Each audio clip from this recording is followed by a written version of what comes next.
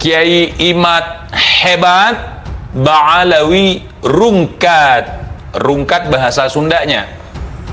Bahasa Aceh namanya menjungkat. Menjungkat tegagung lintung.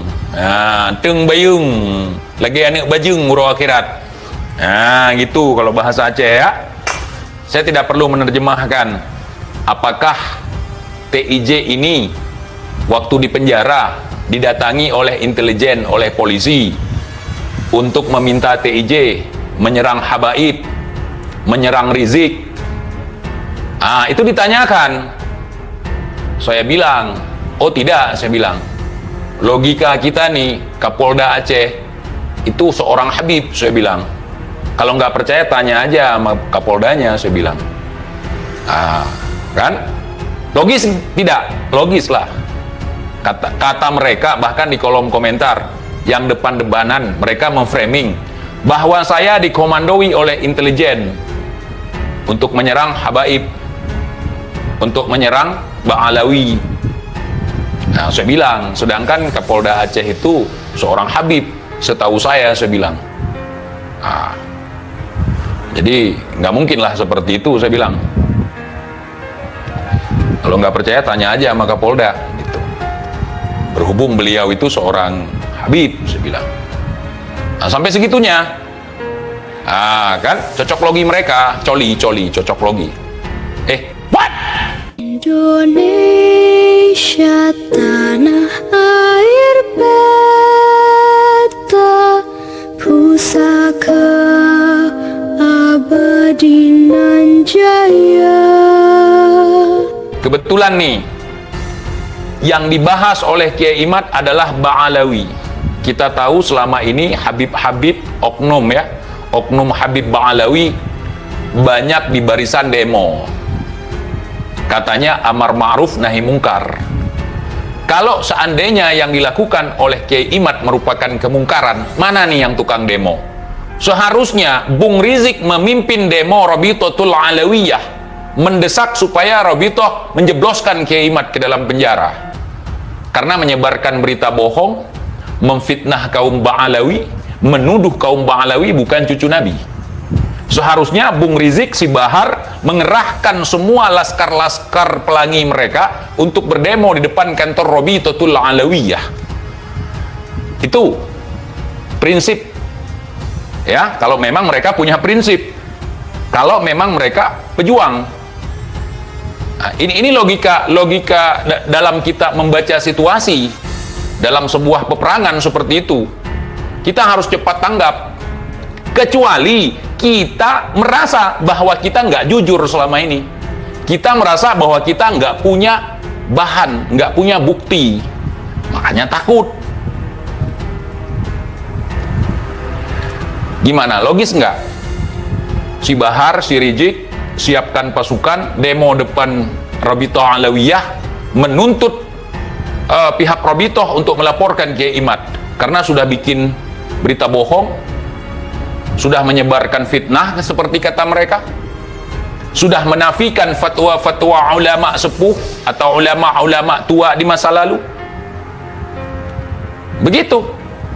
Karena Rabithah Alawiyah sebagai penanggung jawab nasab Ba'alawi ini, kalau ada orang atau oknum yang coba-coba untuk menafikan, apalagi membatalkan, mengingkari nasab Ba'alawi, tentu pendemo-pendemo ini akan demo di depan kantor Rabithah Alawiyah supaya menindaklanjuti orang-orang seperti ini. Nggak boleh didiamkan kalau misalnya Kiai Imad salah. Katanya orang perang 7 juta umat kagak kepikiran ke situ, harus TIJ yang ngasih. Itu pun nggak berani, sudah saya kasih usulan nggak berani juga. Itu entah tesis Kiai Imad, boro-boro ada yang membantah klaim Kiai Imad, malah ada oknum Ba'alawi nelpon saya, baru tadi nelpon, antum sekarang di atas angin. Kok saya? Enggak, antum kan dukung Kiai Imad, dukung Imad katanya, bukan Kiai Imad. Lah, saya bukan dukung Kiai Imad, saya bilang, saya dukung tesis ilmiah beliau, saya bilang. Lah, pokoknya antum di atas angin lah sekarang. Bukan ana dong. Kiai Imad dong di atas angin, saya bilang. Daripada masuk angin, kentut yang ada, udah jangan dibahas ke situ. Karena Ustadz Taufik, itu video lama katanya. Enggak, masalah kentut kan bukan video lama, saya bilang. Itu baru tadi, sebelum maghrib tadi ditelepon sama Bang Alawi. Ada. Nah, kalau suatu waktu nanti dipertanyakan, siapa yang nelpon TIJ? Ada video, ada rekamannya, rekaman suara. Nah, jadi seperti itu ya ikhwan, seperti itu. Jadi sampai detik ini saya masih percaya dengan tesis Kiai Imad. Bukan saya nggak percaya para wali zaman dulu, bukan. Karena zaman dulu kan saya nggak hidup di zaman mereka. Nah, misalnya Kiai Haji Hashim Asy'ari, saya kan nggak hidup di zaman beliau. Gitu. Jadi sekarang kan banyak kiai-kiai, Habib-Habib. Kalau misalnya ada Habib yang muncul satu aja meruntuhkan tesis Kiai Imad, nah di situ langsung saya minta maaf. Tapi karena saya yakin nggak akan ada. Dan ingat, the fede et impera yang pernah digumamkan oleh Bung Rizik. Beliau mengatakan, ini adalah bagian daripada politik adu domba, saudara. Ini merupakan politik perpecahan, kata Bung Rizik. Betul. Saya akui betul, Bung. The fede et impera, politik adu domba. Bukan Kiai Imad. Nah, di sini salah antum, Bung Rizik. Antum salah. The fede et impera adalah politik adu domba, mengadu domba sesama kita. Misalnya pribumi dengan pribumi diadu domba oleh Belanda. Ya, diadu domba sehingga mereka tinggal tertawa saja melihat dari jauh. Misalnya nih, keturunan Wali Songo diadu dengan keturunan Wali Songo dengan dalih ada satu pihak, yakni pihak Kiai Imad telah menyelewengkan. TIJ mengatakan, makanya nggak heran, orang-orang gila pun sekarang jadi wali. Ada 3 hal kalau kita ketemu orang gila yang terlintas di pikiran kita. Yang pertama, untuk zaman sekarang nih, gara-gara doktrin ada 3 hal kalau melihat orang gila. Pertama, kalian akan berpikir kalau itu waliullah, nggak apa-apa untuk berhusnuzon, tapi jangan aneh-aneh.